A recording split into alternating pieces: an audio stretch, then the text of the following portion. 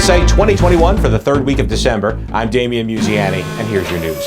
Leading off, the season of giving is in full effect as we reach the midpoint of the month, as evidenced by your giving up more money for presents. Inflation surged to a near 40-year high last week, boosting prices of everything from cars and gas to food, clothing, and medical services.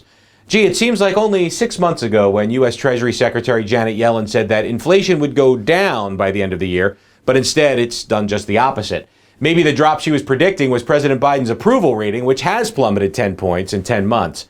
Not that Yellen is feeling the pinch. She's earned $7.2 million in speaking engagements over the last 2 years, so I doubt we'll see her crying in her overpriced coffee anytime soon.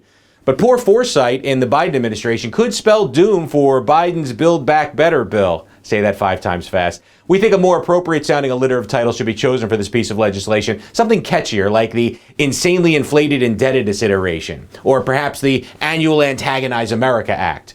Whatever you call it, the Senate will most likely not vote on it until 2022. So instead of throwing your money away, why not just throw away the things you've bought with it? This ingenious idea was put to task in Alabama as a now former FedEx delivery driver admitted to dumping hundreds of packages into a ravine instead of properly delivering them. Unbelievably, when authorities came to arrest him, he wasn't home because he was out at his new job delivering packages for a rival carrier.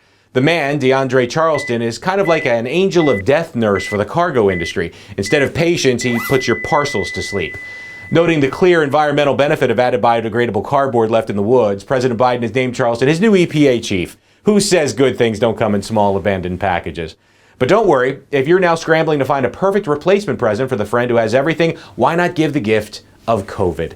That's what a well-intentioned individual on a Delta flight to LA did. He refused to put on a mask and screamed loudly in the face of every passenger he could, then bravely resisted the bah humbug thwartings of a flight attendant and air marshal, causing the plane to be diverted to Oklahoma City, where the jolly old soul was escorted off the plane and arrested. This is why the FAA should approve the hanging of mistletoe on all domestic flights, by the way.